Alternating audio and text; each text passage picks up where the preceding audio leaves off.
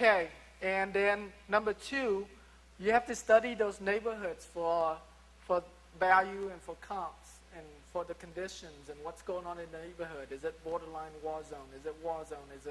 You want to avoid the war zones. So you want to study that neighborhood a little bit and get with a real estate agent. There were several that wrote their name on that vendor list and they raised their hands. They should be able to help you with that.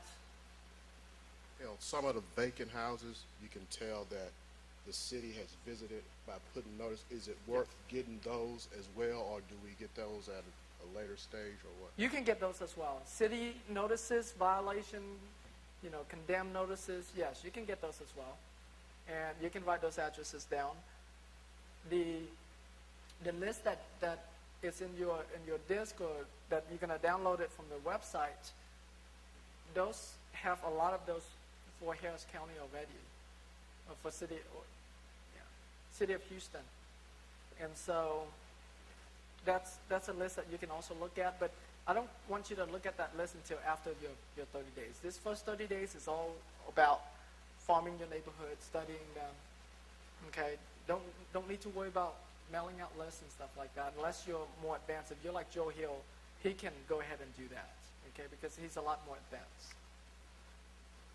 Okay, you want to locate at least 5 to 10 vacant houses per day, okay, and that's really on the low end. What I really want you to be able to do is to locate or track down at least 5 to 10 sellers a day. So depending on whether or not you have access to Accurant, or if you're willing to pay for all the reports that the Accurant charges, if you're just doing the free search, your ability to find the sellers will be less. So you do your numbers based on that. So if it takes you, if you have to find 20 vacant houses to track down 10 sellers or 5 sellers, then that's what you do. You just find more houses. So you spend more time finding more houses and get less sellers. Or if you have money, then you find less vacant houses, but because you have money to pay for the skip tracing, your ability to find more sellers that way. So that's how you balance how much budget you have for your farming. Okay, and so if you want to be a superstar and get 3 deals the next 30 days, track down 10 owners a day. Okay, talk to 10 owners a day and make them offers. And then if you can't track them down, you either use the letter, the check, the yellow letter, the check, the postcard. Just write something. Or, I like to just use the postcard because it's only 27 cents. They raise it up to, is it 29 or 30 now? For postcards, for the small one? 24 cents. Oh, it's lower? Oh, okay. Yeah, I normally send my postcards using the USPS.com, and they just give me an invoice. I don't really know. I just know invoices. Is there a problem creating your own and mailing them out that way? No, there's no problem with that because that's what these are. These postcards that you're mailing are from your vacant list that you have drove the neighborhood. No. I mean, doing it off your own computer versus having USPS. Oh, yeah. For these right here, for USPS is if you do mass mailing. Okay. I use it because I do a lot of mass mailing. But for you're mailing it to the individual house, only the ones that you can't track down.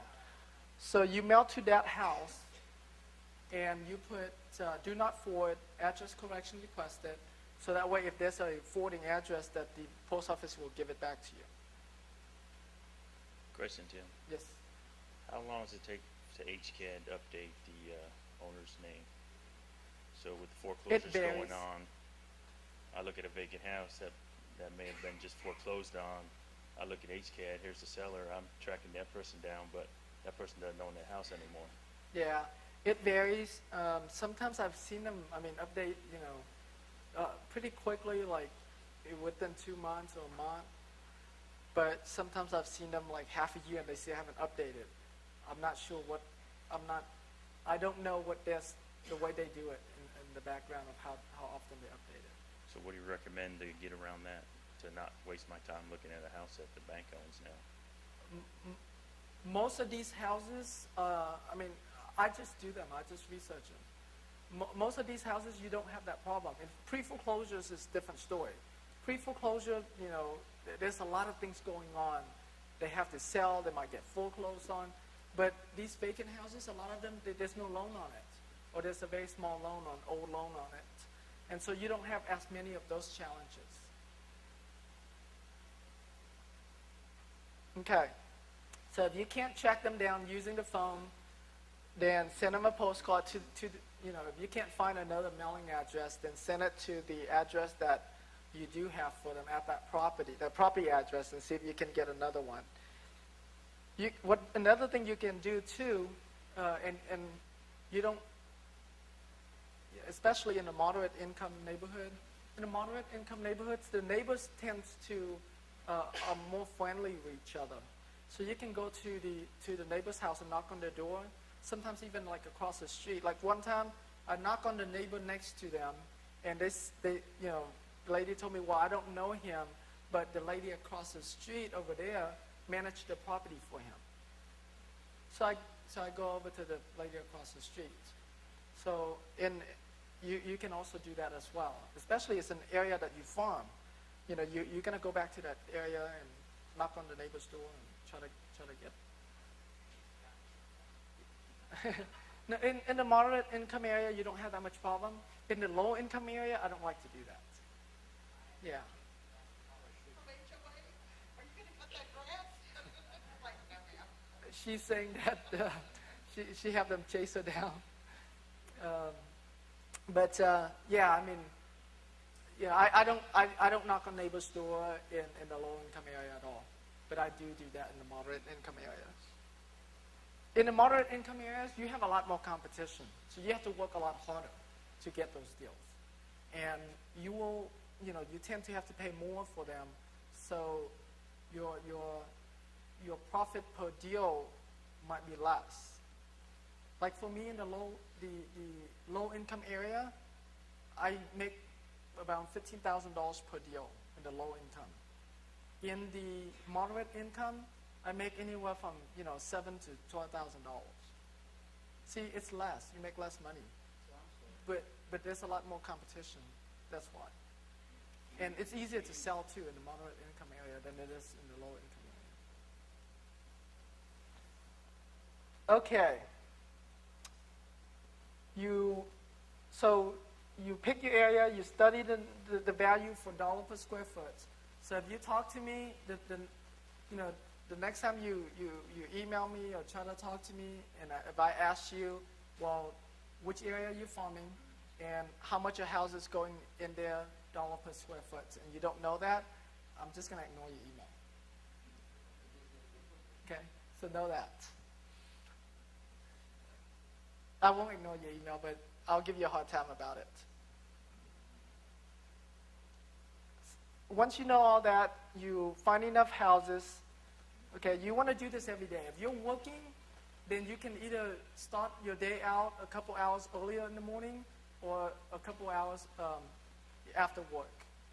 Okay, so you can choose to do in the morning, during your lunch break, or after hours. If you're gonna do this full time, then hey, spend your entire day doing it. Okay, you learn a lot. Jeff Corpus, the guy in Dallas, basically this is the assignment I give him to do,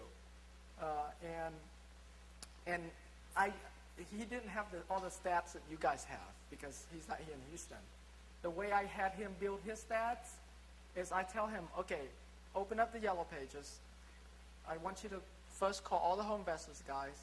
Then I want you to call all the ones with the big yellow page ads and find out where they're buying. Tell them to give you some zip codes of where they're buying, and where are the more favorable areas. And so that's how he compiled his own zip codes and areas to farm. And this is all he did. He just drive, and then he didn't even use Accurate or Merlin data. He just used my free software and searched the owners. So you can you can do that. It takes more. You have to find more vacant houses. Okay, and once you find a phone number, you want to call them, okay? And if you put the accurate and you can't find the phone number, you want to call the relatives, okay? And then if you still can't find them, you want to call the neighbors, because all that is in the accurate report. And if you still can't get any from the neighbors, see if they have any associates that you might be able to call. Sometimes you can get them that way. Now, when you call the relatives or the neighbors are easy. The relatives, let me talk about the relatives first, because a lot of times they don't want to tell you where that person is. So you tell them that, hi, my name is Tim. I'm with so-and-so real estate company. I have a check for Mr. John Smith. I need to know how to get a hold of him to send him this check. Because you do, right? You guys all have a check for him. I mean, it's true. We're not making this up. And if it's the neighbors, say, hey, Mr. Neighbor, I'm trying to find the owner for that house next to you. If you can help me find the owner and I can buy it, I'll give you $500. So that's how you deal with neighbors. Okay, so you give them a referral fee. And for relatives, you tell them you have a check come in for that owner. Is that easy? Okay.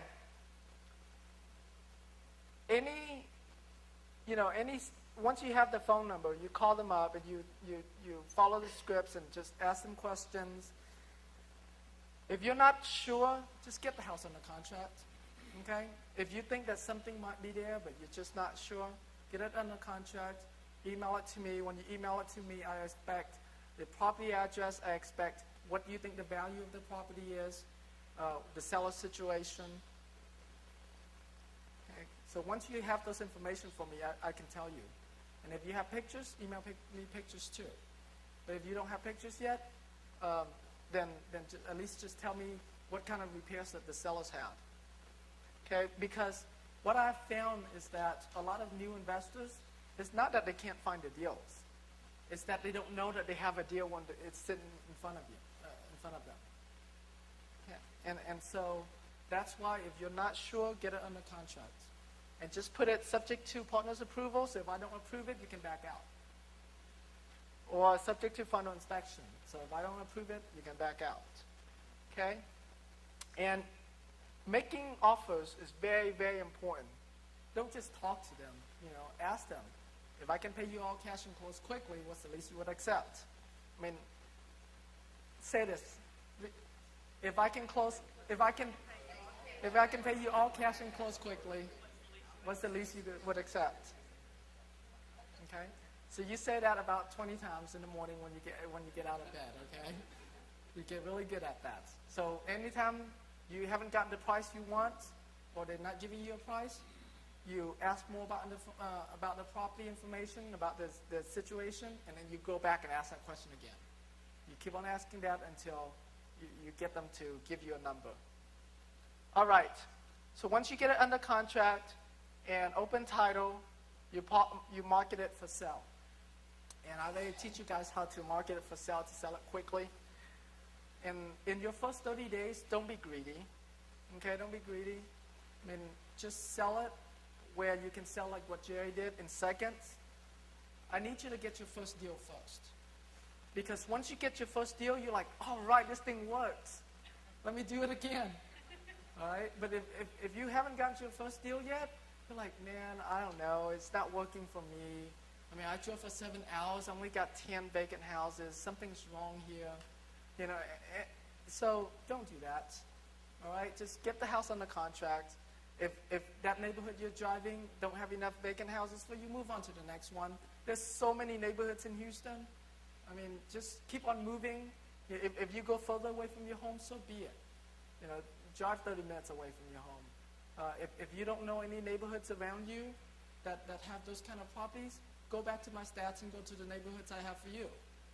So there you go. I mean, you can't email me and say, Tim, I don't know what to do.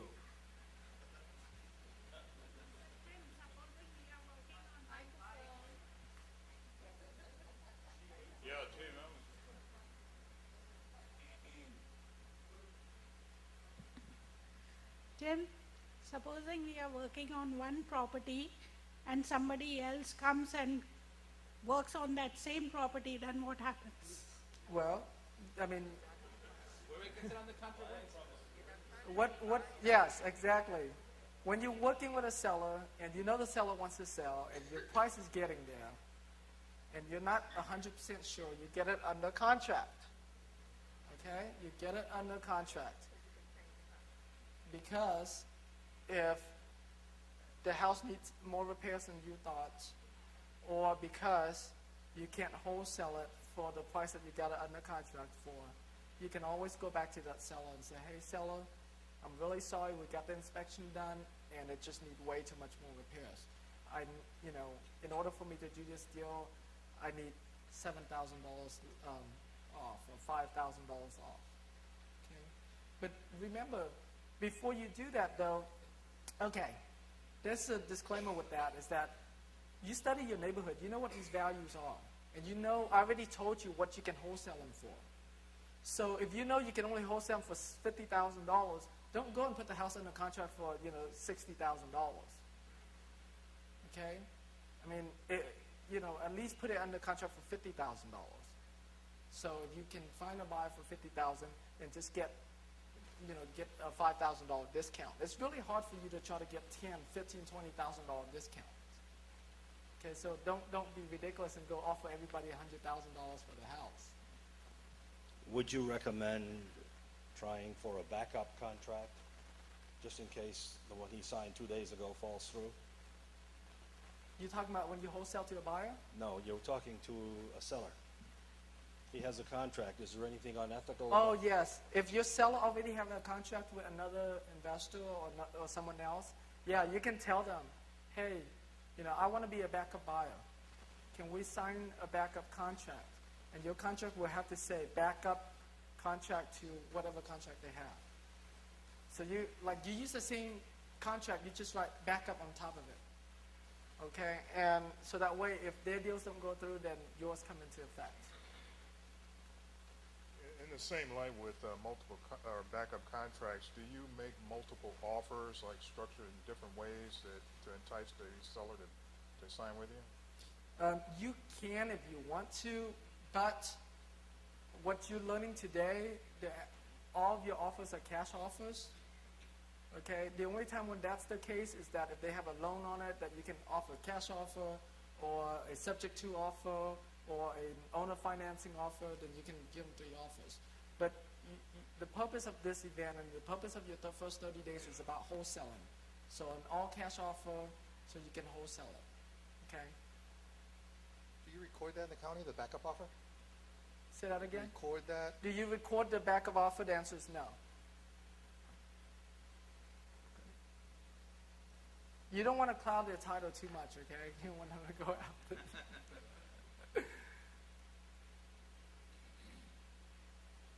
Would there be anything unethical in going to the courthouse and filing the affidavit memorandum if there hasn't been one filed by the other guy?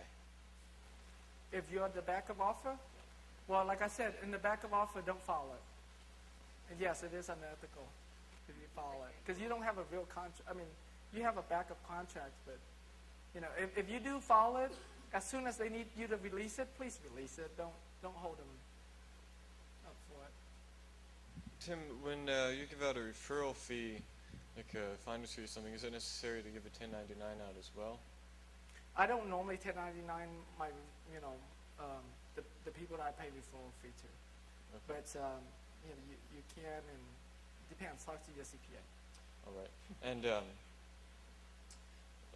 my other question was, once you have the property under contract, does that automatically give you the legal right to market the property as if you own it to other buyers? Once you have a contract on the property, you do have equitable interest in that property, so it does give you the right to market the house for sale. Okay. Now,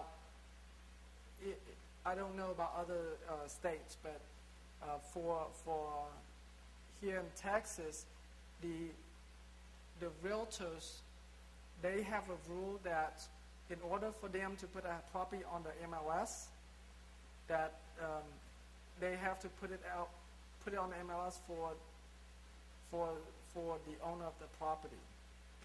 Okay, and so some realtors understands that if you put it under contract, you do have equitable interest, and they'll list it on there for you. But most realtors don't. So most of you won't be able yeah. to The use only it time with- when they put it on the MLS for you is if you have the deed to the house. Okay, thank you.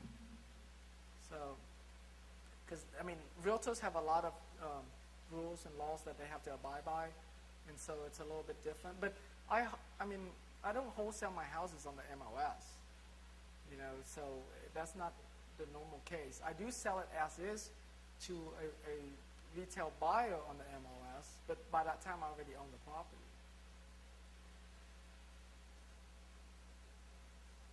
Okay, so you market the house for sale, and you get paid. You're looking for the step-by-step. This is it. So step 1 and 2, you only do it one time. Step 3 to 9 is the 7 steps that you do over and over every month. This is your keys to you're getting paid every 30 days. Okay? And if you have trouble implement some of these things, not because you don't know how to do it, but because you are too lazy to do it. All right. You find somebody that you can hire and pay them to do it. There's plenty of things that I'm way too lazy to do. I just hire people to do it for me. Okay, so depending on your situation, like Joe Hill, I don't recommend that he drives the neighborhoods himself. He should be hiring an assistant right now. All those deals that he's working on, that's what he needs to be concentrating on, not driving the neighborhoods. You see? So it depends on your situation. Now, you guys have 2 options right now. It's 210. The next section, section 10, is the bonus section about prehabbing and retailing as is, and about the how to sell any home in 5 days, and about frequently asked questions. We can either leave this bonus section for later on in the afternoon before we go to, as the last thing before we go on our bus tour. And right now we'll team you guys up to work on tracking down the sellers and calling them and making offers, or go through this first and then do that. Check the owners first, right? Okay. All right, so get up, get up, get up, get up, get up. The people with more money, less time, this partner is going to be your partner for the next 30 days. You may or may not choose to split deals with them. You don't have to. They're just your partner to hold you accountable for what you're supposed to be doing. Each pair should have a lead that has an accurate report. Okay? Each pair should have a lead with the accurate report. All right? Because you are working in pairs, that's why I'm giving you one. But at the end of the event, as you walk out, I want you to ask one of my assistants for another one. So you give one to your partner, and you're going to pick up another one on your own on your way out. Got it? Got it. All right. I said each one of you, Yuvia and Christina passing these out, each one of you will get a lead that has the full accurate report. And then you should have 4 more other leads that only have pictures but no accurate report. Okay, do you all have that? On your way out, you give the lead with the accurate report to your partner, and you pick up a copy for yourself on your way out. Okay?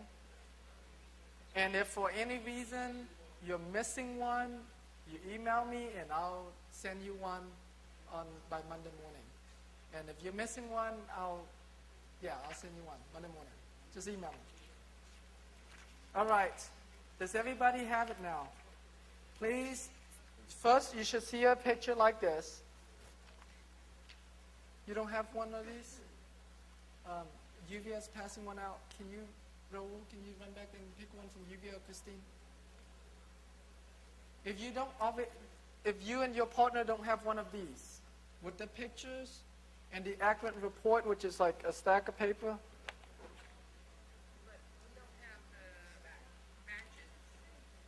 Yeah, don't worry about it. Oh, okay. Yeah, that's your job to do. That's why you needed internet access, but if you don't, we'll work on that. Just.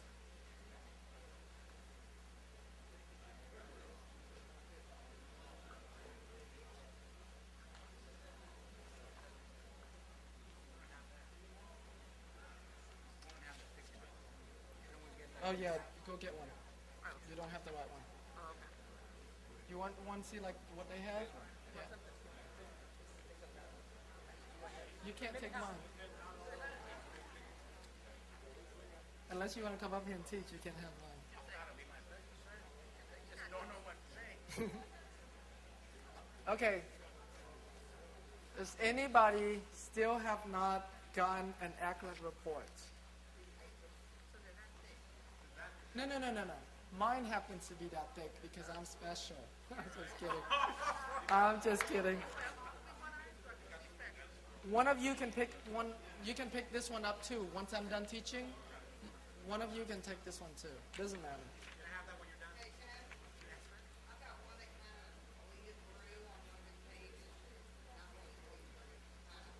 Then get another one. Only on one of the pages, or? Okay, then we'll see. We'll see if there's enough phone numbers first. Okay, does everybody have one by now? All right. All right. I told you yesterday I can't teach you guys in public of these people's reports, so it's in private now. You flip it through. All right. First is your pictures. You flip it through. You have your property profile reports. So that tells you who the seller is, what address they're at, and if they have a different mailing address. So look up here. That's your property address. Look down here. This is your mailing address. Does your report have a different property address from your mailing address? Okay. Some will, some won't. Okay. Make a note of that.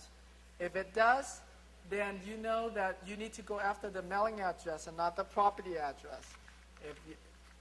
If it's the same, then you will look to see if there's other addresses.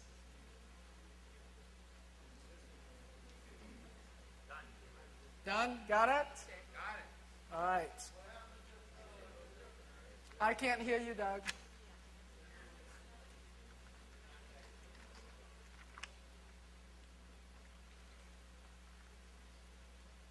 What happens if they're different and it appears that the mailing address is the address for property owner, an investor, someone who's leasing the house to the... What if it appears that the owner information is someone who's leasing the house? It appears to be a business concern. Oh, if it's a business, well, it's very possible that that owner is sending it to a business address. But this is their mailing address, the owner's mailing address. Right. Okay. Yeah, if it's a business, that's fine too. It doesn't matter. It doesn't matter. Okay? It's just you want to know which address to mail your cards and stuff to. Okay, so we're saying that this address here matches the owner information? Sometimes they do and sometimes they don't. But these are the two areas that you're wanting us to look at? Yes, Okay. that I want you to look at right now. And sometimes, most of the time, the taxpayer information and the owner information is the same, most of the time. Sometimes they're different because sometimes the mortgage company pays for the taxes, and so the county appraisal district just put the mortgage company's name. but most of the time it's the same. Okay?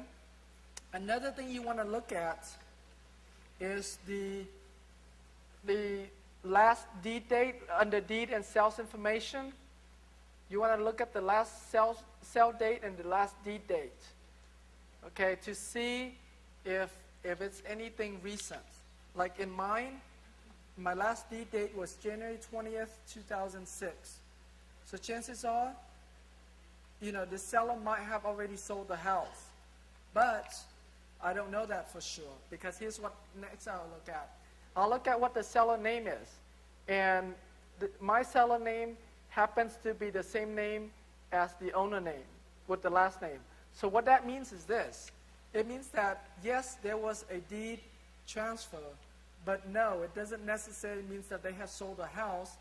They could have just deeded the house to their husbands, to their wives, to their kids, to their mistress, yes?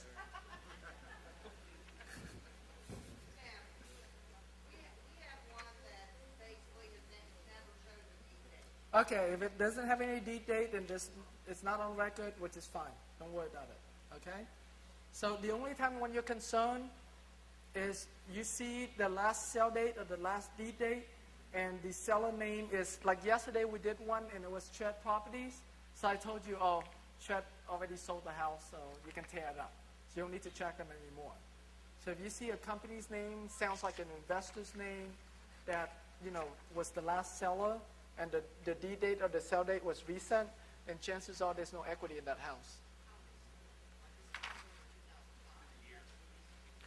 If it's October 2005, that's pretty recent, but what's the name of the seller? And what's the name of the buyer, the owner? Okay, yeah, it's probably too recent. Does it say deed or sell?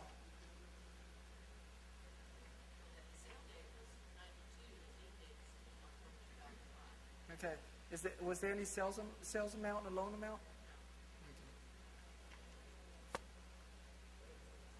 Excuse me. I'm about to sneeze here, but didn't come out. Okay. Yeah, that means that there's a possibility that there's not enough equity in that house. Okay. You can track them down anyways, but you don't have to work very hard. Just, see if you can find a phone number and find out what's going on. Okay? Because sometimes especially with the same last name, it hasn't really been sold. Okay, so those are the two things that you look for first when you look at this report. Okay, now flip to the next page.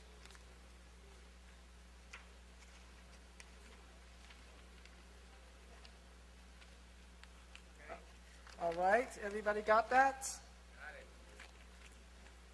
Okay. The first, it will give you the subject information, so the person's name, the date of birth, the age, okay, and where the Social Security was issued in, what state, when. So you can look past that. You can highlight their date of birth, so when you go down here, you can look for further information. And you look at the AKA, okay, other names that are associated with them. And so that way when you go down to the report, you can see, or when you track them, you can track these other names as well. Okay, there's like different spellings, and you want to track all that. And then the next, you go down to the address summary.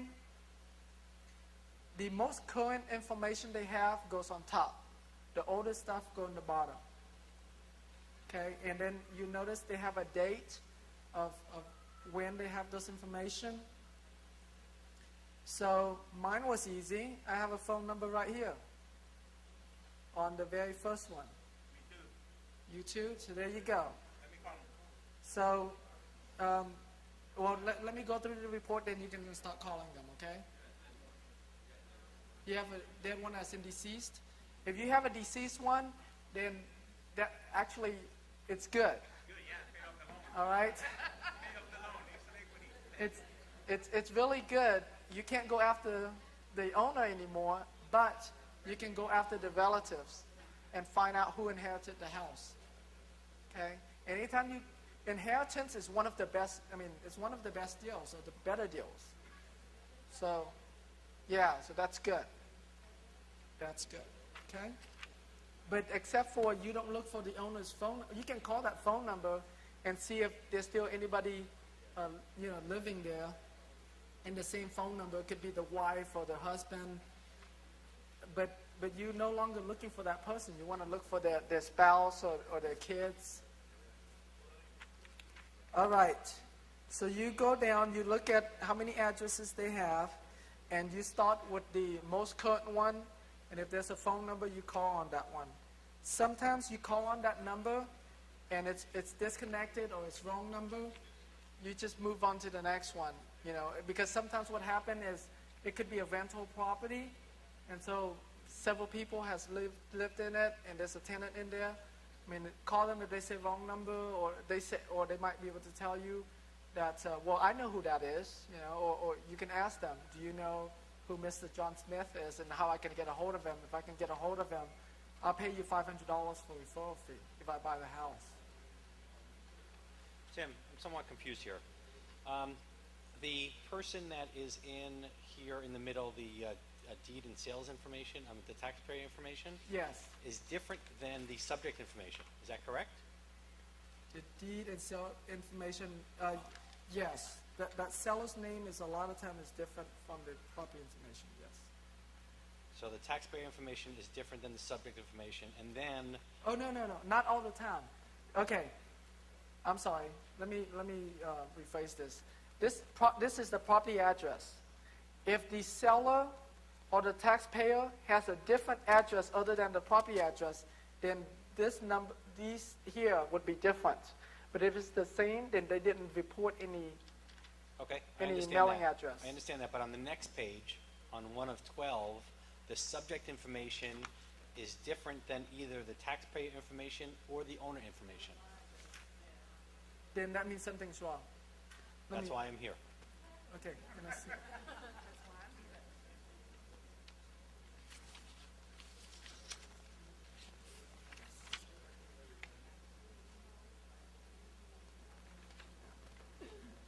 Okay, something's wrong. And then this is.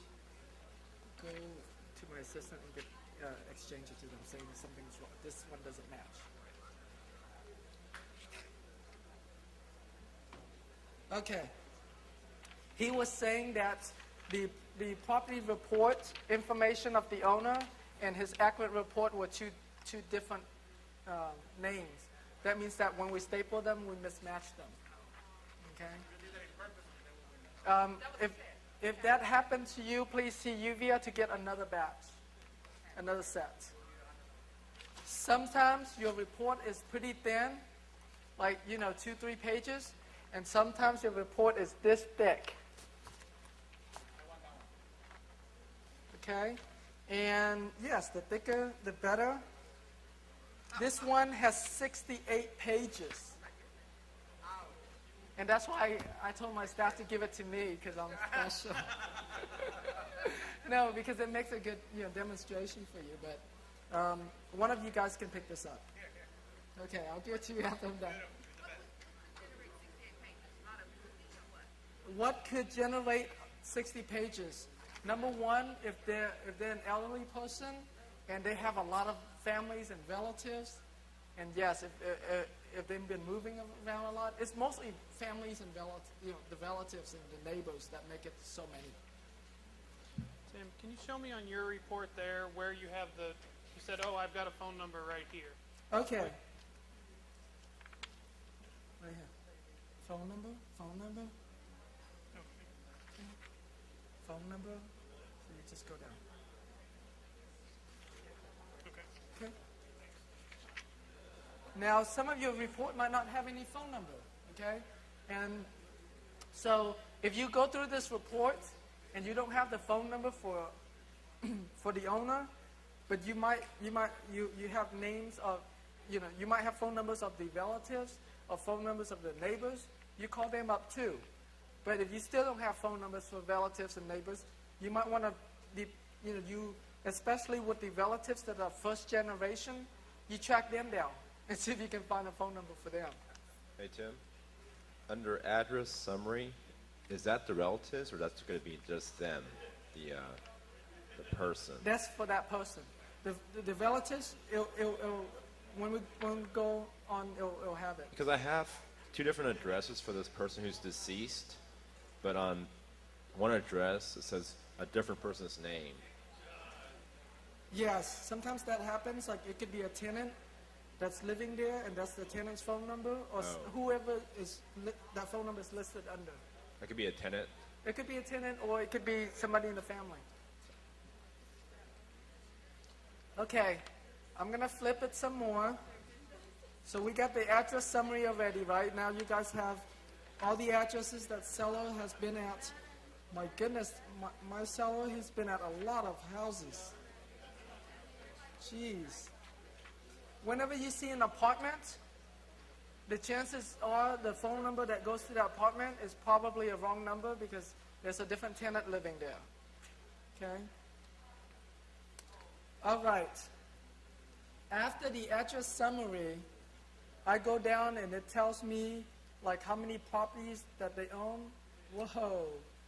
You will really love this report. This person owns 62 properties. Wow. Yes. Yes. Chances are this is an investor and they just own a lot of properties, but I love investors that own a lot of properties. I mean, you can buy in bulk. Okay? In bulk.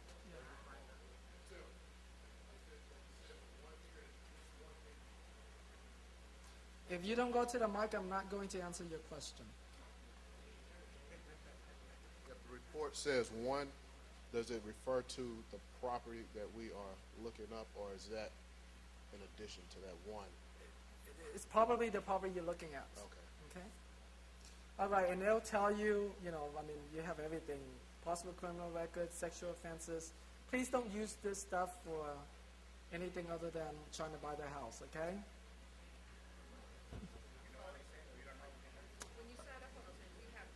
Yeah, you have to agree to that. That you're not using these information for to do any fraudulent stuff. So they can sue you if you do. All right, and if there's any tax liens, you know, it'll list that. If there's any UCC filings, it'll list that. Go down to, and you have people at work. So that's like business associates that, you know, other people that the owner might be working with or had worked with in the past. Okay? Yes. My question is, what about with you're supposed to check it out, the number with the no-call list? No. You only have to worry about do not call list if you're calling, if you're doing like mass telemarketing, but you're calling individuals like this and you're not selling anything. You're offering to buy the house.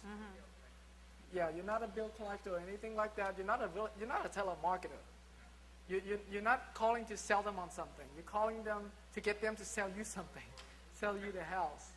So don't worry about do not call us. If they tell you do not call me again, then yeah, don't call them again. Okay.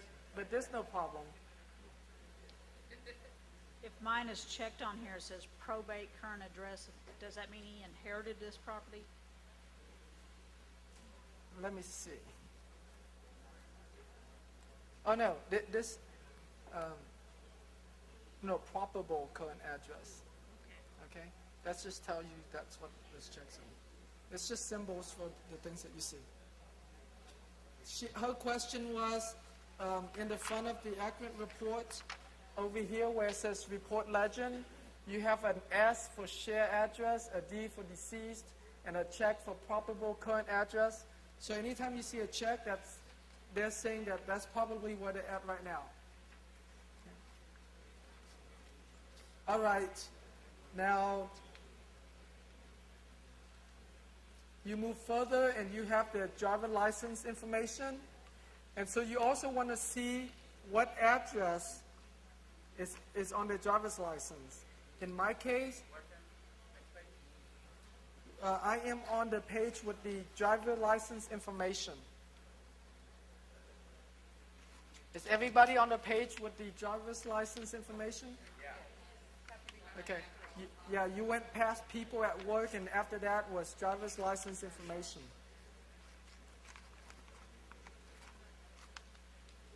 Okay, so you want to look at that too, to see if they might be at that address, because you can send a mail there or call to that number, call to that address. And sometimes, if they're not living at that address, sometimes one of their relatives live at that address. Yes, yeah, I like, talk to the hand. Talk to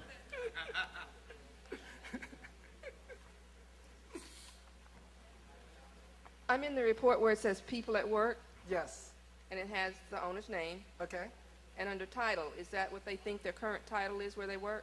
Yes, possibly. What do you think of this person if they're the branch manager of a credit union? Nothing. It doesn't tell me much. Okay. I buy houses from mortgage lenders and stuff all the time. Everybody get into, situations, especially these are ugly houses. They don't want it. Okay? You'll be surprised of what kind of houses you buy from who. I almost bought a house at a place for $14.5 million. He was one of the richest, back in the late 80s, early 90s, he was one of the richest men in Texas. So, there's no limit to who you're dealing with, okay? And he's not in financial distress of any kind.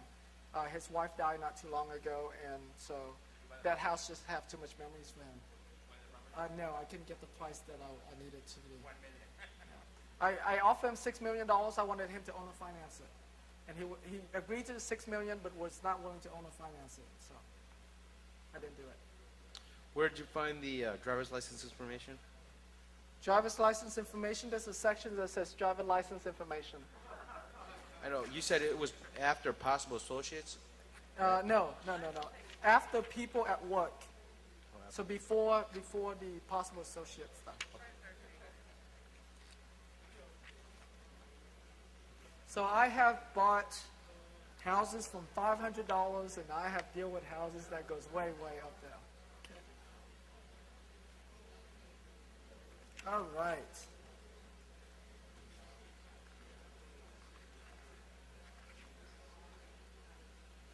Now, after the driver license information, okay, there's also another address summary. So it's just a summary of what you have seen before. And then go down after that is active addresses. And they'll tell you more about that property. Who the owner name is, the address, the subdivision name, the value of the home, all that information. You guys all see that? No, what was that at? That was under active addresses. Tim, Yes. excuse me. Do you ever get people that become angry because you found them? Or like, so how did you get my address? How did you get my phone Yes. number? If they ask you, how did you get my address? And it does happen, especially the pre-foreclosure people, I just tell them, it's on the internet. I went on the internet and searched for your name and I found it. So blame it on the internet. Yes, which is very true. That's what you guys did, right? You found it on the internet. Yeah, you can say public record, but that may or may not be the case because they say but my phone number is unlisted, blah, blah, blah. Hi, Christine. Glad you made it. Oh, okay. You kind of paused, so excuse me. All right.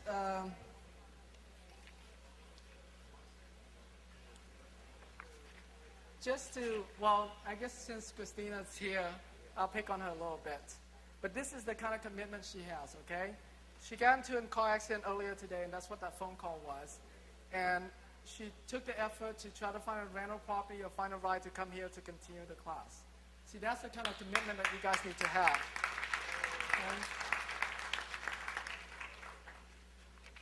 Okay? And then I have all these people that call me and complain, oh, I already have other plans this weekend. Can you do another event, or can you mentor me on one-on-one? Yeah, I mean, they ask me that all the time. You know, shame on them.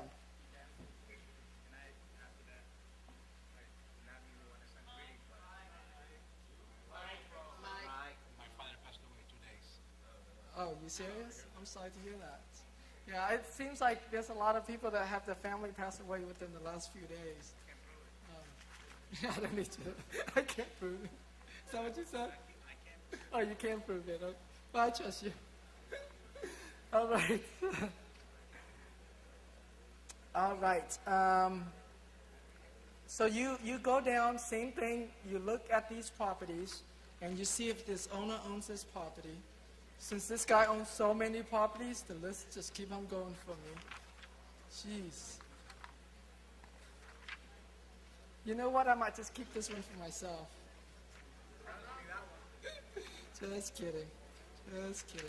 I have found a seller that I checked down a house, and the guy. I have found a seller that, I saw his name like 5, 6 times. Like, wow, this guy has a lot of vacant houses in this neighborhood. So I did a little bit more research on him. He owns 252 houses in his personal name. And they're all owned, not all, majority of them are owned free and clear. So if you want to sue him, I mean, it's like, he's like a prime candidate.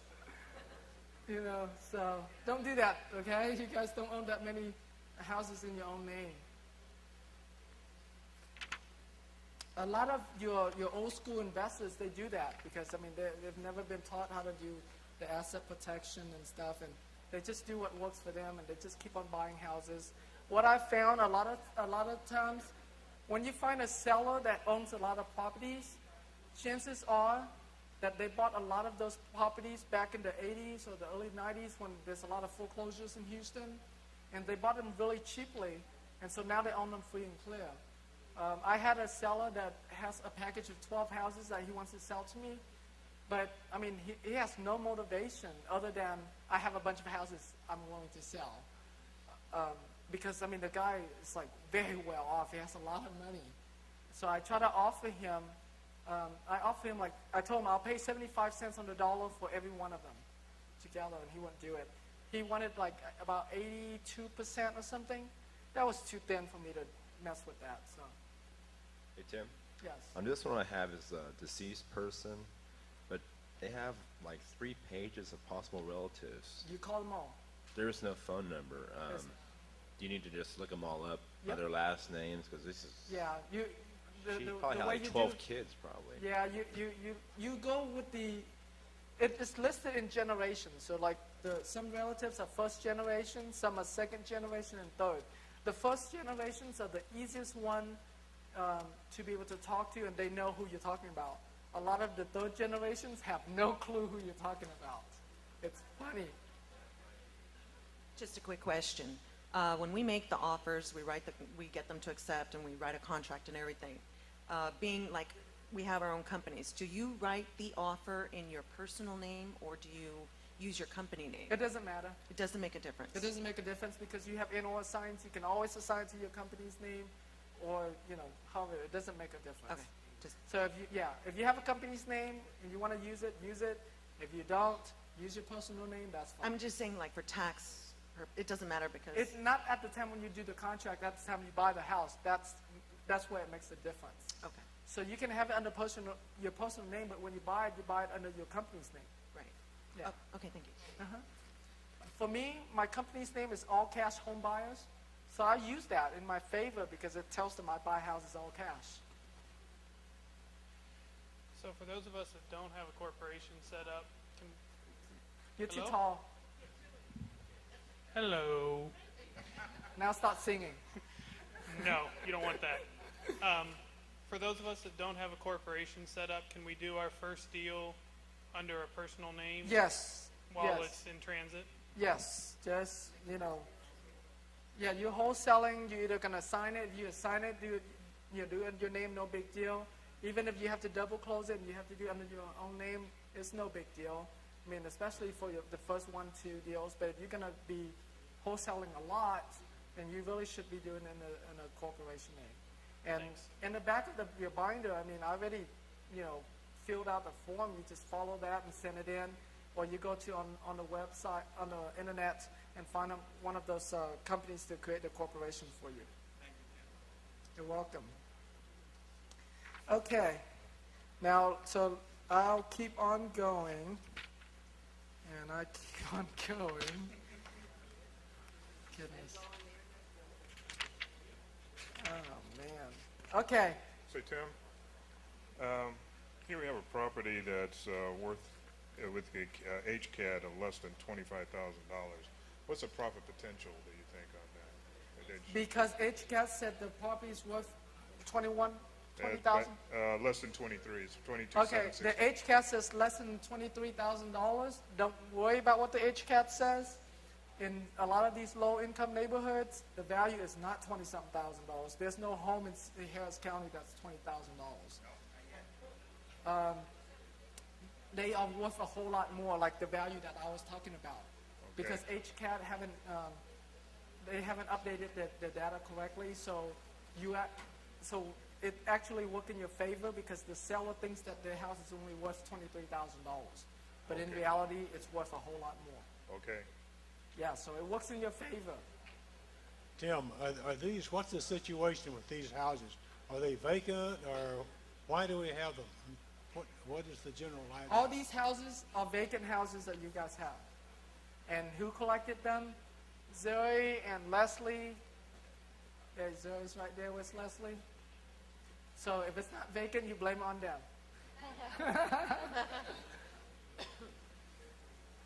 Tim, once I managed to set up my AccuRent account, what's the name of this report? This is called the People Search Complete Comprehensive Report. This is $5.50. This would be called the Link to America, and this is the one for $7. It will say something like complete report or comprehensive report. A couple of guys out in the hallway just got an appointment, but what if you get an answering machine or voicemail? What's the best thing to say? What do you say on the answer machine? I normally just say, "Hi, this is Tim. Please call me back. This is my number." That's it. That's it. And make sure you give them the phone number that you can track, that you know it's your seller calling you. Okay. Hey Tim, we found the phone number looking through through your website doing the Zava search, but there's no data like in the property info report. There's no sales data for recent sales in the neighborhood.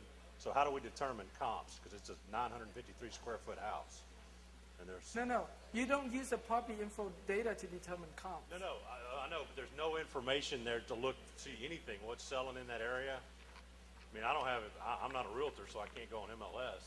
Oh, well, that's where you learn your neighborhood. That's where you form your area, or you contact one of the two realtors in the room that sign on that vendor sheet that all of you guys gonna get. Okay. You call them and say, "Hey, could you do me a favor?" Maybe you pay them, some money, or pay them lunch or something. They'll do it for you.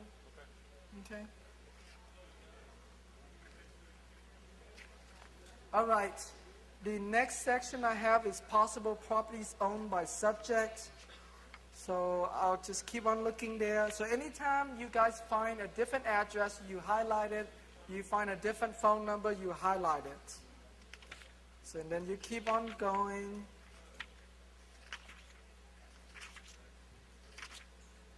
Man.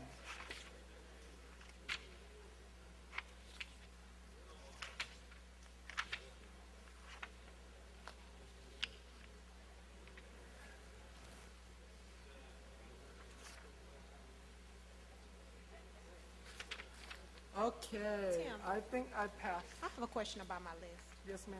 On this one, it says that the young lady, this lady, she's deceased, but she owns 75 properties? Whoa, that's good. But it shows that they were sold to different people. All of them, or like some a couple of months ago. So, but the price is zero. So maybe all of them are free and clear. I would try to contact them anyways and find out. Still contact? Yeah. Mm-hmm. Find out what's going on. So it could have been that some investor got it under contract, and now you got to find an investor. All right. After all the properties, then you have the motor vehicle registers to subject, so you find out what kind of car they own and where's the address for that. So that's another tip for you, to track them down or send them a postcard.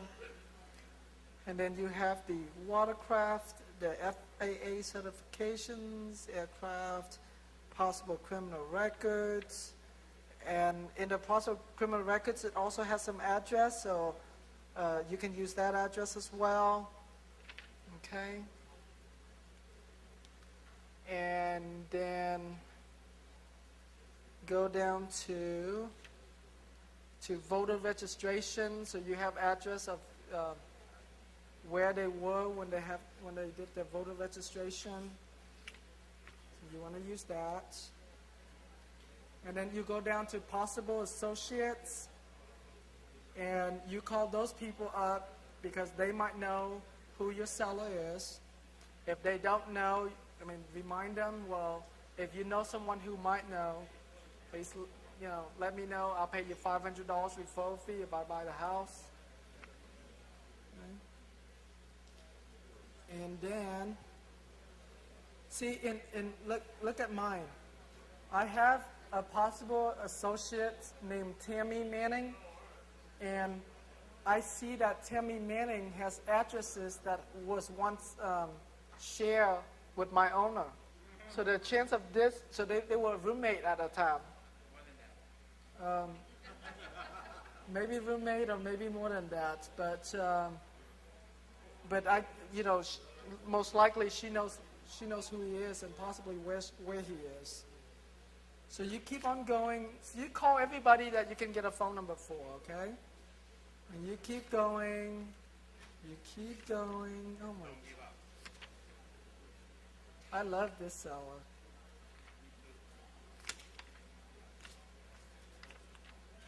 Okay. Now you go down to possible relatives. Then you have the name. I believe the way it works is that they have the first generation first. The ones that are outside are first generation. The ones that are indented in a little bit is your second generation.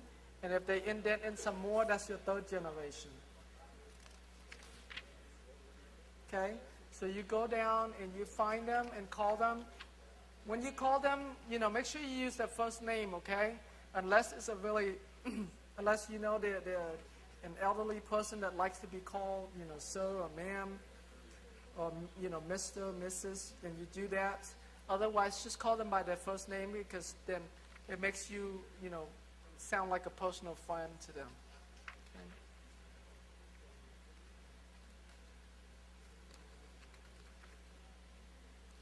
So you keep on going, call all those relatives. I don't know how many you guys have, but I have a lot.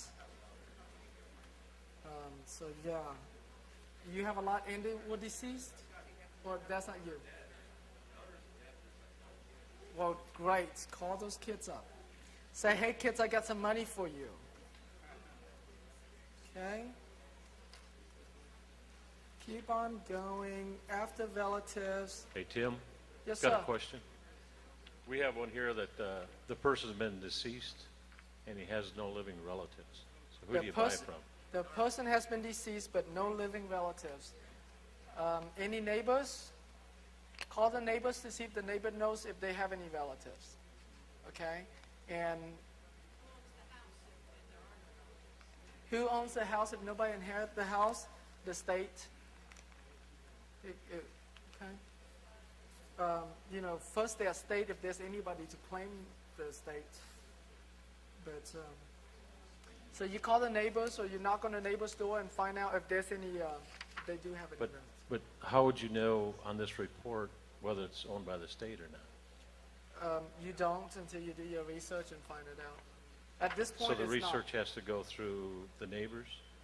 Research through the neighbor, and there's no relatives, and then you check to see if there's any probate that was filed. So that's a good question.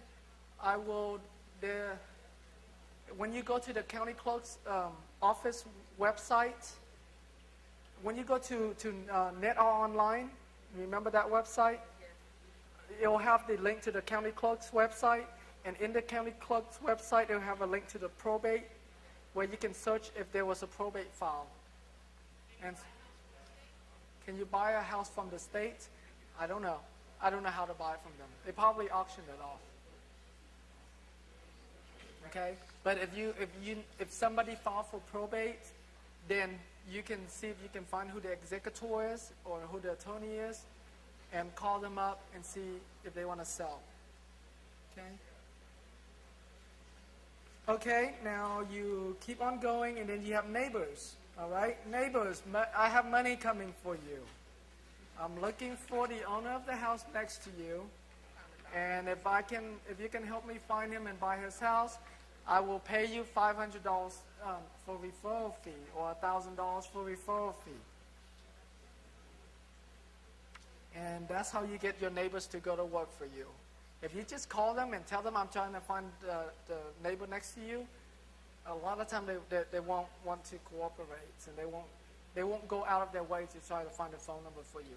But if they know they have money coming, hey, they'll do it. Sometimes they end up to be your competitor. Now they know you want to buy the house. They're like, well, I want to buy the house too. So they will also try to track down the seller and buy the house. So, chances are they don't know what you do to track down the seller.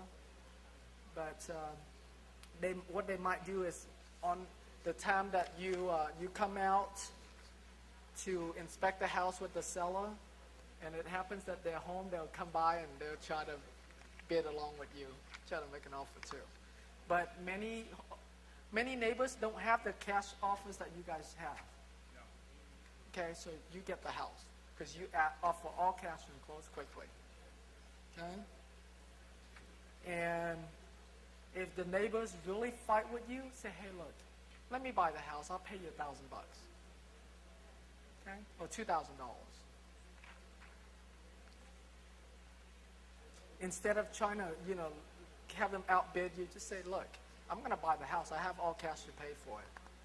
Rather than you fighting with me, let me pay you a fee.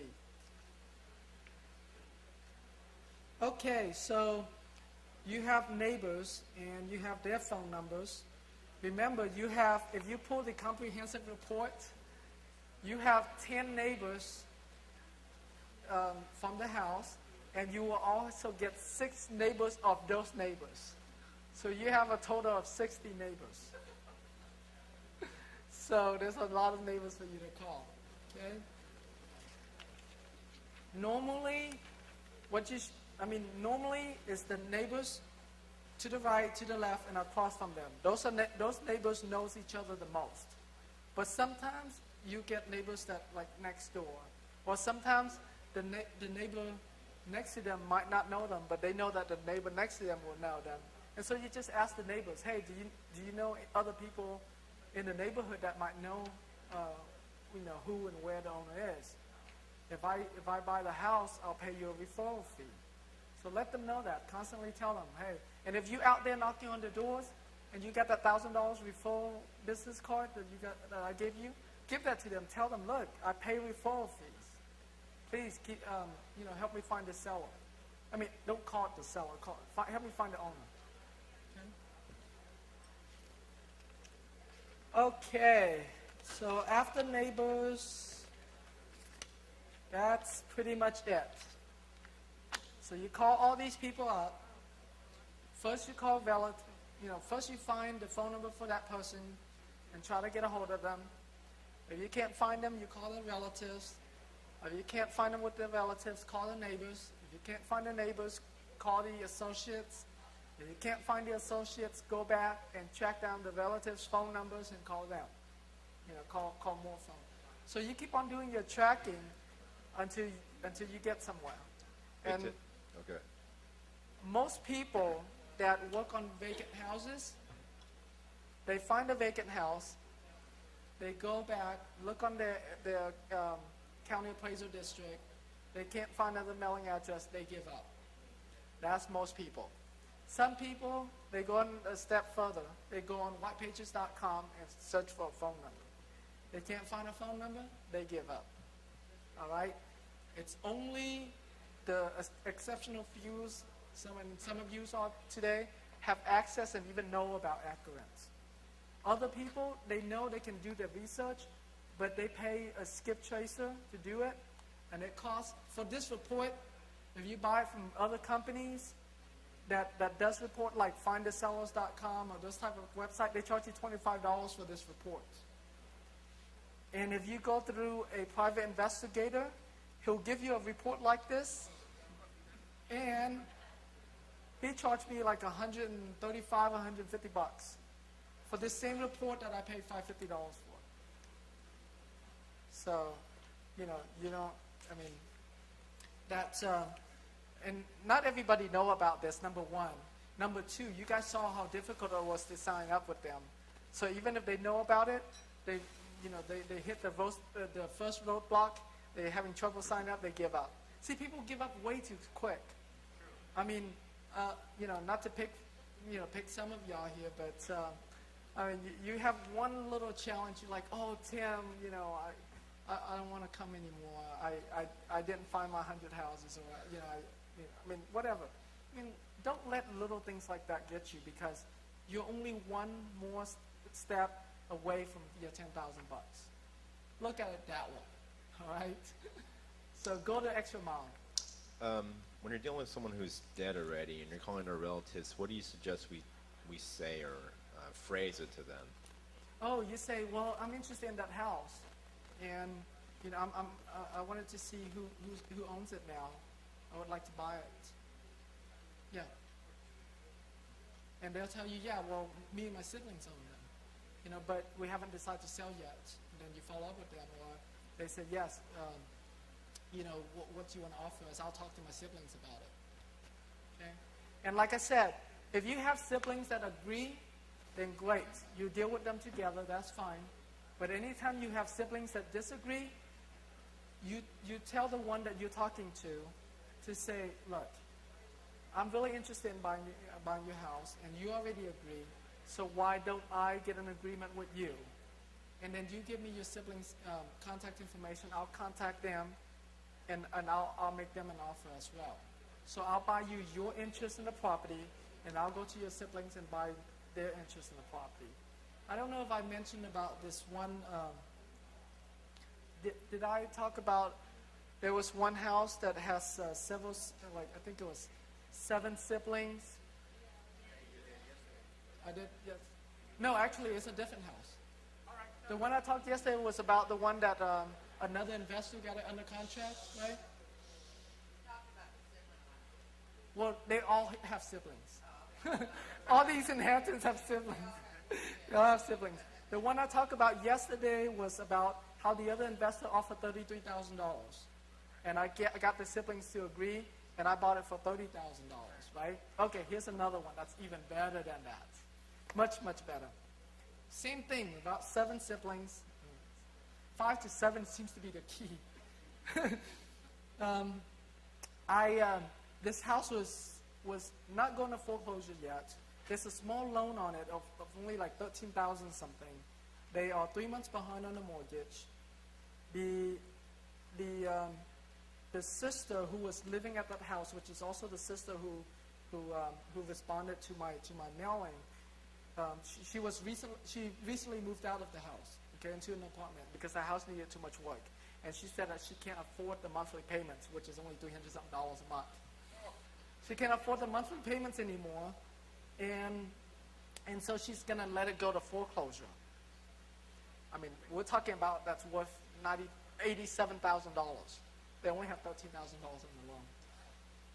And so she, so she contacted us, and we get her to agree. We were going to buy the house from her. It was either $30,000 or $32,000. I think it was $32,000, something like that. Because all these houses, I buy them about the same, $25,000 or $30,000. And so So it was about $30,000 or $32,000 that we offered her, and she agreed. And she said, I'll contact all my siblings and see if they'll sell. And there was two brothers that would not agree. And the reason why they would not agree is because they think that if they sell the house, that she will get the money, and she won't give them anything. Yeah, funny. So I say, and then she stopped responding to my calls after that. And I was like, well, so I have Christine to keep on following up with her. And then finally, we found where she worked, which is at a car dealership. We went there and talked to them. And said, look, we have an agreement between me and you. You're letting this house go to foreclosure. You want to sell it, but your siblings not willing to do it. So instead of just letting it go and you get nothing for it, why don't you just sell me just your interest for $500, and I will go and deal with your siblings myself. Okay? And so she's like, okay, fine. Right? $500 is better than nothing. She already left the house. She's not interested in making up the mortgage. And so we got her under contract for $500, just under contract, not giving any money yet. And she gave me all the phone numbers to all the siblings. We called the siblings up. We didn't find out that the reason why the sibling didn't agree is because they're afraid that she might keep all the money. So we called the siblings up. We had trouble talking to siblings, so we talked to the mom, because it was actually a stepmom to this girl. So it's not just direct siblings. And then the stepmom says that, my kids don't have a problem selling the house. It's just that they're afraid that she would keep the money. So it's like, okay, well, that's fine. Then I would agree with her to pay her $500 for her part of the house. How about if I just have each of the siblings, I'll pay each of them $500. This is a total of 7 of them. $500 and just buy their share. So they all agree. It's like, wow, great. Yeah, because they get their money directly. No. I have my title company, open title, do all the research. And I was comfortable with the research already, because I'm taking this house subject to, because there's a loan on it. And it's very, very small. But anyways, once I get all my title search done, I go to the siblings, I go, here's the deed, sign it, here's your $500 check. Here's the deed, sign it, here's your $500 check. I do that 7 times, I now own the house. Instead of getting $32,000 and split it among them, which is like $15,000, each of them would get $2,000. Now each of them got $500 because they couldn't get their agreement in place. But they were happy, exactly. And so, when you have siblings that can't agree, you try to work with them on an individual basis. And that house has a lot of equity in it. You guys all listening? Yes. Partial release of judgment and IRS liens. It means that the lien holder is willing to release the property from that lien, so that way the seller can sell the house and continue that judgment against that seller. Sometimes they require that you pay them a small fee, $500, $1,000, $2,000, and they will do a partial release. Sometimes there's no fee. With IRS, there's no fees. Okay? And so that's what a partial release is. And there's also a discount too. Like, let's say if the abstract judgment is from like Southwestern Bell or Cons, you can call them up and get a discount and pay them off. Let's say there's $5,000. You say, hey, look, I'm trying to buy this house. It's going to foreclosure, or it needs a lot of work. First you ask for partial release, so that way you don't have to pay them anything. But if they said, no, I'm not going to do that, say, well, what if I'm willing to pay you $1,000 to release your lien? Okay? So don't let abstract judgment stop you either, because you can discount them or get a partial release. Yes, Mama? I've had a couple of sellers that asked me, which site did you go to after I called them? When Which I site said, did you go to? Yes. Oh, you can just say, whitepages.com, one of those phone directory sites. one of those things. And Yeah, one of then I those phone forgot. directory sites I found on the internet, whitepages.com. Blame on them. Okay. All right? Or you can say zavasearch.com, and they're like, what? Zava what? Tim, if you got the property taxes are like, they're showing to be like 50%, at least 50% of what the HCAD value shows, would you even bother with that? Well, it depends. I mean, HCAD value can be very wrong. Like in Steve's case, where the HCAD value is 23, yeah, even if the tax value is 23,000, that's still an okay deal, depending on the condition of the home. Okay. So, but I mean, if the HCAD value is accurate, well, if it's accurate and it's half, it's still there's a possibility there. Remember, if they owe back taxes, I mean, they have a higher motivation to want to sell you the house, and because they know that they owed a lot of back taxes, that they won't ask for as much. Now they fall under that, sort of financial distress because the county is getting on the case about paying for it. Yes. Hi, Tim. Hi. I wanted to ask you what you thought about this. I've been doing some research on Merlin data. Yes. And I've been doing it also on the ones that you have available. Yes. And I haven't really been having any luck with the phone numbers. I'm getting a lot of no hits. And then sometimes if I do get a phone number, there's no answer. Is stuff that's normal for those databases? Yes, or that is also Is there normal. a better one? No. A better option? As far as phone numbers concerned, okay, depending on the database, some of these databases update the information. A lot of them update it quarterly, so every 3 months. And so I mean, that's pretty much it. If they, if they moved within the last month or so, it's a lot harder to track them down. Okay. But if you can't track them down based on phone numbers, and you can't track them down based on the relatives either, and you can't find a neighbor's phone number, go out to the neighbor's door. Go out, put a sign in front of the house.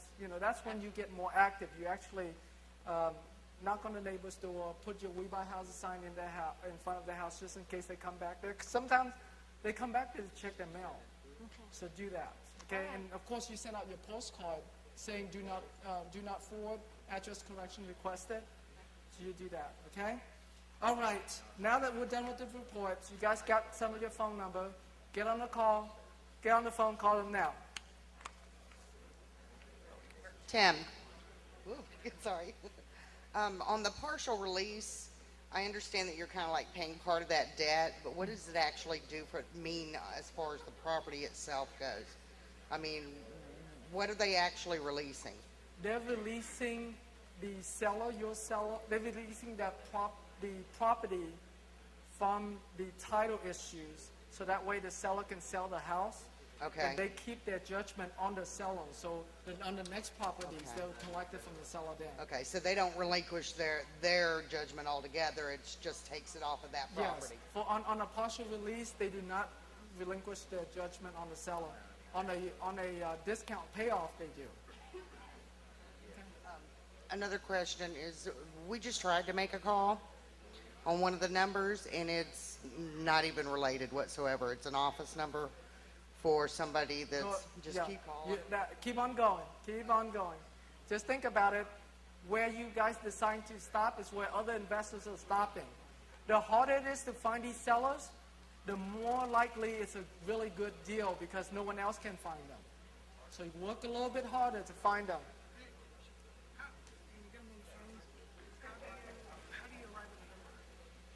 What number? Do you have your scripts from yesterday? What did you say to them? Well, you asked them what the least amount they would take for it. Okay, and what they say? They say, they give me a number, how do you know the house is worth it? Oh, okay. Like this. Because you don't want to agree to anything until... Yeah, okay. Well, what you do is you definitely need to keep their phone number there, okay? And just say, well, let me do my research and get back with you. Okay, that's it. Okay, he has a really good question because he doesn't know what the value. He's been calling, and he got a seller, and the seller said, yeah, I do want to sell my house, and here's how much I want to sell it for. And because he don't know what the value of the home is yet, because this is not something he farmed, what are you going to say next? So I told him to say, well, let me do my research and get back with you. So then after that, you do your comps and stuff like that, and you get back with them, and you go from there. If they say no, they won't want to sell, then just say, yeah, is there a better time that I can follow up with you? You guys need to flip back to that script in your binder so you know what to say to them. We already addressed all this yesterday. So here's my question, Tim. There's a property address, and then it says the owner address is a different address. We've looked up that address, tried to find a phone number, number's disconnected. Is it a smart move to go to that other address that's not actually the property address and see if you can find somebody? Yes, I have done that. Okay. Very, very good questions. Did you guys all hear that? His question is, if you can't find the phone number for the seller, okay, and the mailing address is different from the property address, is it a good idea to go knock on the door of the mailing address? The answer is yes. The wholesaler call you and says they could not close because... It's the end of the month, they're clogged up. But they're double closing it. So you're supposed to bring the funds. Why can't they close? Is it because they're trying to fund the money for you to buy? Yeah, they hooked me up with a hard money lender. Okay. They have their own hard money lender, that's correct, okay? And so they couldn't close because their hard money lender haven't got all the paperwork in place to wholesale.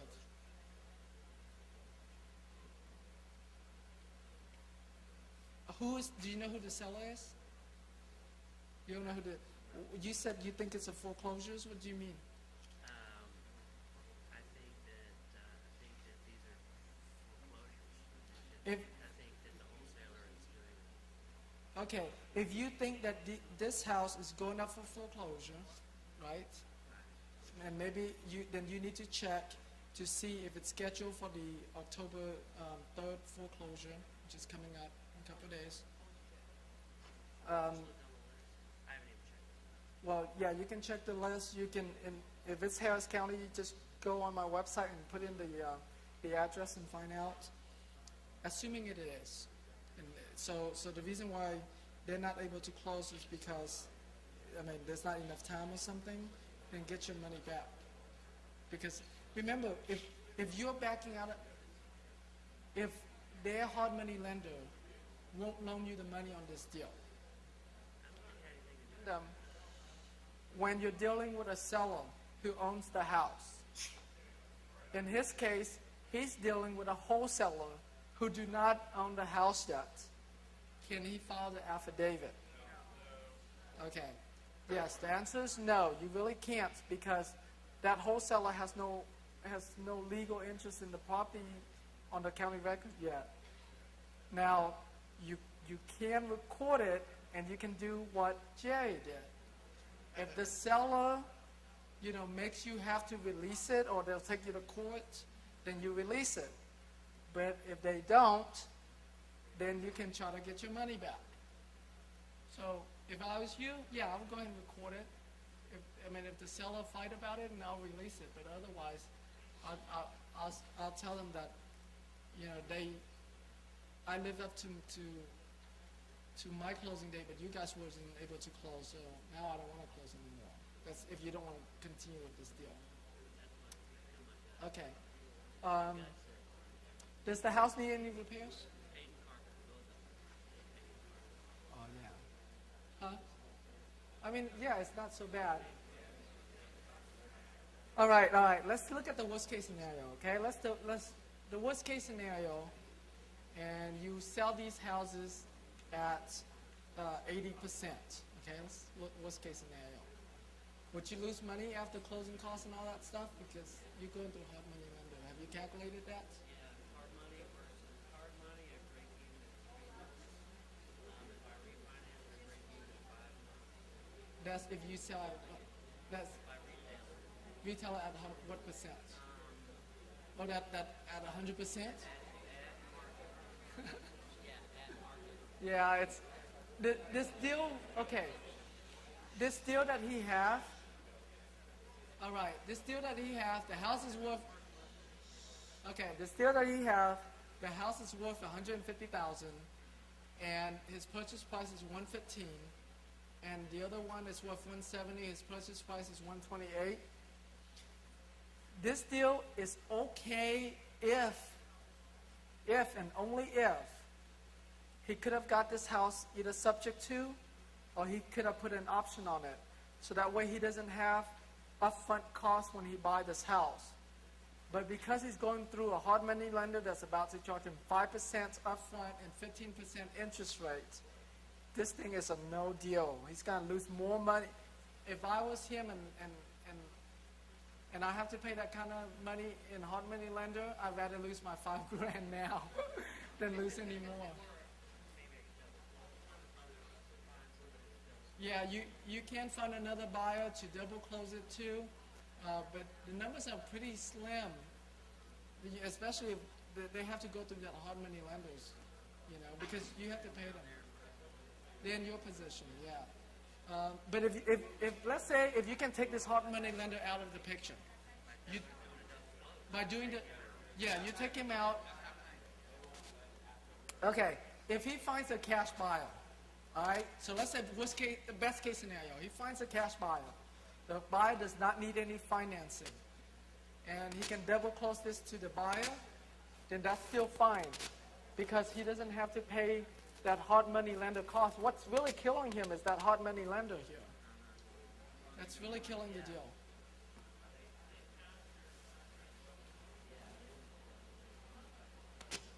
But if that's assuming.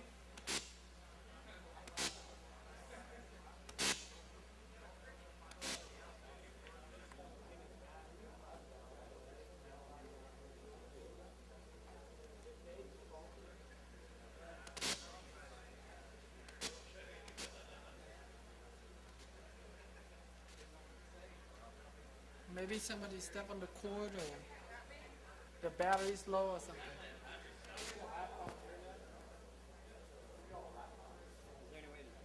Let me see if I can put another battery in that one. Yeah.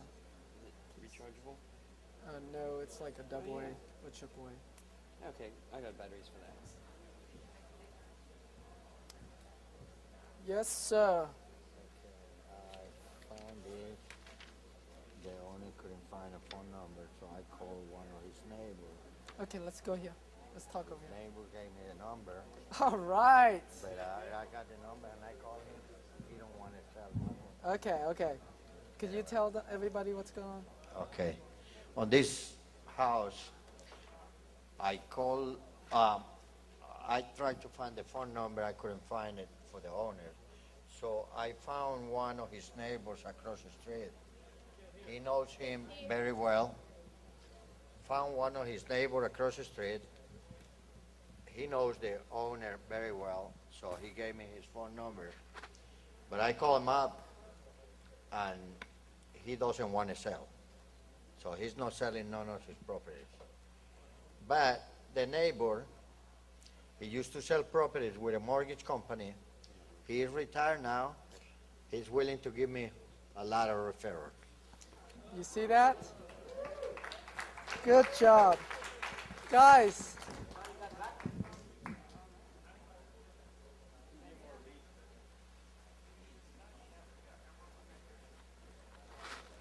Okay.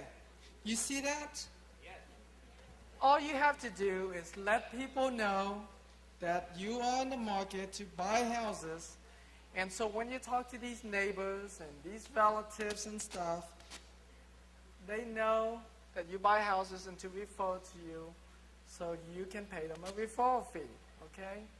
So the deal doesn't stop at the seller. It goes on. I mean, that's why tracking down these vacant houses and tracking down all these owners and stuff does you a lot of, not only that you'll be able to find deals today, but some of these referrals can come 3 months, 6 months, 12 months down the road, and you can still make money. Just always let people know that you pay for referrals. All right? Yes, Ann. I called on this one, and she said sure, she'd sell. But she said there's a lot of taxes on it, which it didn't show on the report here, but I went to look up on the county taxes, and there's back taxes from 1985. Okay. Which is $5,500. Okay. And I don't know how much the school taxes are. You call the school district up, the tax office for the school up, and find out how much the taxes is. Yeah, but she said she'd be more than glad to sell it if I wanted to pay the Okay, taxes and give her a little bit. You said the county's how much? 5507. 55. Okay, $5,500. The school is not going to be that much different. So $10,000. Okay, but the property, HCAD, the market value. Ignore the HCAD value. HCAD value has nothing to do with these. And the seller just wanted a little bit of money. All right, $10,000 all on the house. The seller just wanted a little bit of money. All right, that means $2,000 to $3,000 probably. So you're talking about a house that's $12,000, $15,000 max. Who in here wants to buy this house from her? Wholesale that lead to them for $3,000. She'll sell. She said she would. Exactly. See, there you go. Come on. You see how? Look, guys. So, think about. Can it get any easier than this? No. Do you guys believe the system now? Yes. Exactly. Here we go. You guys see what's going on? I mean, you guys are doing deals all from day one already. We're not even talking, and you still got like 30 more days to go. So yeah. You guys are really good, all right? Yes, that's correct. It's only the beginning, guys. Yes, Jerry. You got 5 deals already? Oh, man. 2. All right. In addition to the wholesale deal I spoke about this morning, I am personally looking to buy a house to move up into in Sugar Land. So any of you that would like, I will buy a house from you. Okay, I don't want it in a trashy neighborhood. I want it this is for my family and I, nice neighborhood. If you can find one at a discount, I'll pay your wholesale fee. I'm happy to do that. Okay. I'm approved for $250. So, excuse me? I'd prefer Sugar Land. He's Okay. looking for a house in Sugar Land. Looking for a house in Sugar Land. For $250,000, between Or $200,000 less. to $200,000. Preferably First Colony area. Yes. Yes. And Okay. If the price is right, Lake Olympia would be is a little great. bit further off, but yeah, that's also a good area. Sure. Okay. Now, here's something really interesting on our house we just worked on, Lee and Brenda and I. This owner is deceased for 10 years. No known relatives. I call a neighbor and told her what I was doing, and she said, "Oh, I grew up on the streets. I know everybody in this neighborhood." Good. She goes, "I believe the people that own that house are 2 of her nieces." And I said, "Well, I need you to help me find them, and I will pay you $500. She said, "I'll be happy to help you find them." And she goes, "Do you know there are a lot of people that have properties in this neighborhood that have died, Yes. and their children own them, and Yes. they don't want Should them, be. but they don't know how to sell them." Okay. And I literally almost started laughing. Because I said, "My gosh, I don't believe this." So I am going to meet this. I set up to meet this lady for a cup of coffee this week, so we could meet each other and go All from right. Good job. I love this. Okay. Well, I know you guys are doing all your deals and everything, but because he's looking for a house to live in, I want to give him a tip. If you know specifically a neighborhood or a subdivision that you want to live in, you can even drive down the street. So you identify exactly which house, what streets they are.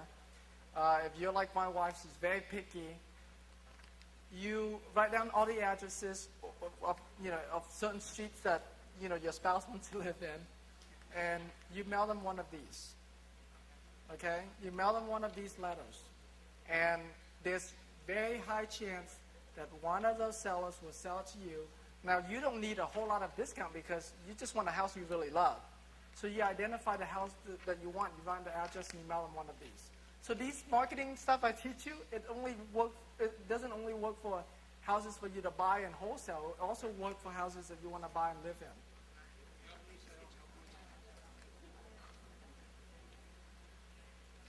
Tim, Yes.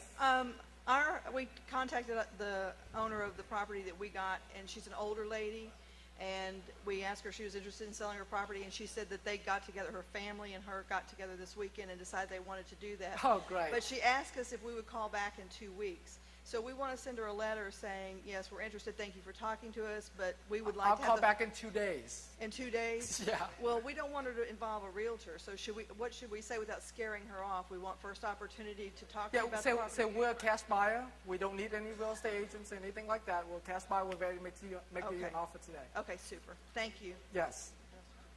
And so you tell them, I'm a cash buyer, I can close very quickly. You don't, I don't need a realtor to represent me, and you don't need to pay for a realtor commission because I am contacting you directly and I Okay. pay cash. But we can do this via letter. We should send her a letter. She asked us to call back in 2 weeks. I'll Maybe call. tomorrow. Call Yeah. her back in 2 I days. would not send a letter for something that's that hot. Okay, we've got several questions here. All right. First of all, the owner of this property seems to be currently incarcerated for 3 very heinous first-degree felonies. Is he able to sell property still? I mean, can we? As long as he doesn't have any federal judgment against him that can't be paid off. Okay, yeah, no, it's not taxes, unfortunately. So, No. okay, yeah. so, all right, so we, You can buy houses even if the owner's in jail, okay? So All right, well, as the- long as you can sign the deed into him, he signs it. Huh? If they're in the debt, I don't know. But yeah, you can sign documents into them, and then as long as there's a notary there, they can notarize it. You can buy the house. okay, well, there are several relatives, and I think we can, a lot of them don't have phone numbers, but I think we can probably track somebody down. Yes. But the property, he owns a couple in this area, and it seems to be a war zone from the value, but he owns some other ones. No. Can we- You can't base war zone on values, okay? Okay. You can't determine that, no. So we'd have to drive and look Yes, and make sure. that's correct. Okay, but there are several other properties he owns. Can we just, offer to buy any of them? Yeah, you can buy all of them, exactly. Great. Okay, thank you. Uh-huh. You're welcome. That's good. Man. Okay, I took your advice. I called a realtor friend of mine, got comps for the house, found the owner, talked to her. She said the house is vacant. Her and her husband had thought about selling it, did a little bit of work to it. It's still vacant.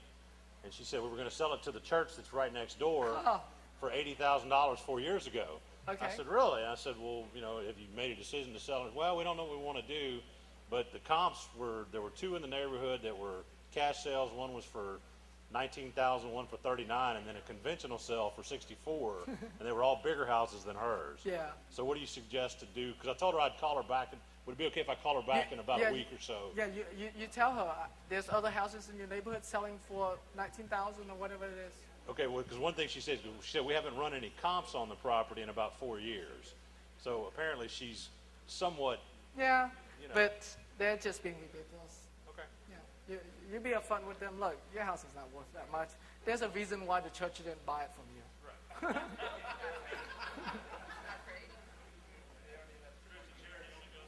Yeah, exactly. Okay. For those of you who have finished calling the phone number on the Accurate report, you need to go on whitepages.com and zabasearch.com now to search for phone numbers on the other leads that you guys have. Can I borrow this? On these right here, that has the address or the property information. Okay, yeah, if you have a laptop, you can do that. And if you don't have a laptop, see if you can get with the people who do, and as soon as they finish their research, if you can use it and do your research. Tim, I have a question. Can you get closer to Mike, We please? contact this person, but it's the niece. Niece, He okay. say there are 5 siblings, so we have to. The niece contact have the- 5 siblings? What? Yeah, no, both of the owners are dead. Okay. So we contact one person in here, relatives, but she is the niece. That's fine, okay? Does she know if there's any She say immediate? there are 5. They have but 5, okay. Aunts and uncles, but we don't know. We have to contact all Does of the them. the niece doesn't have the phone number to the aunts and uncles? No, Do they know? Do they have the names? she will Okay, call us to let us know. Okay, yes. Don't just wait for her to call you. You call her back and find out the names and if there's any address or at least the cities of where the aunts and uncles are living. Okay, and you check down the I mean, if you can find a niece, you should be able to find the uncle and the aunts. Okay, and look, whenever a seller or a neighbor or relative tell you that they will call you back, do not wait for them to call you back. Follow up with them. You call them, okay? Don't wait for anybody to call you back that you want to get a call from them. So you don't wait. You always follow up with them. Okay, I started looking for the information on properties I Right. drive through. My question is, in the steward title, this property has a different name as when I looked at the county records. Different property owner names, but Okay. they are both recent. So I don't know which one. Okay. Property info has different information than HCAT. Yes. HCAT is more accurate, more recent than property info. So I follow HCAT. That's correct. You go based on HCAT. Yeah, your county appraisal districts almost always have more updated information than those paid services like property info or RealQuest or other paid services. They've got a contract on it already for retail. Where do I start over? You just call a seller and they have a contract to retail the house already, so At you're too retail. late. At retail. Oh, at retail At price. retail. Gotcha. Well, follow up with them just in case that the deal falls apart. Oh, yes, I asked her to please take my phone number, and I plan on putting in a tickler file, but where do I start over? Yeah, follow up with them. Just contact them. Oh, well. Yeah, exactly. Well, at least you go. I mean, yeah, at least you're making progress. Look, guys. You know, it's this business is a numbers game. Okay, you don't find one or two sellers. This business is a numbers game. You do not find one or two sellers and expect to make $1 million a year. Okay, or you know, you work on one vacant house lead, and you spend the entire year searching for the owner. It doesn't work that way. You're not going to go anywhere.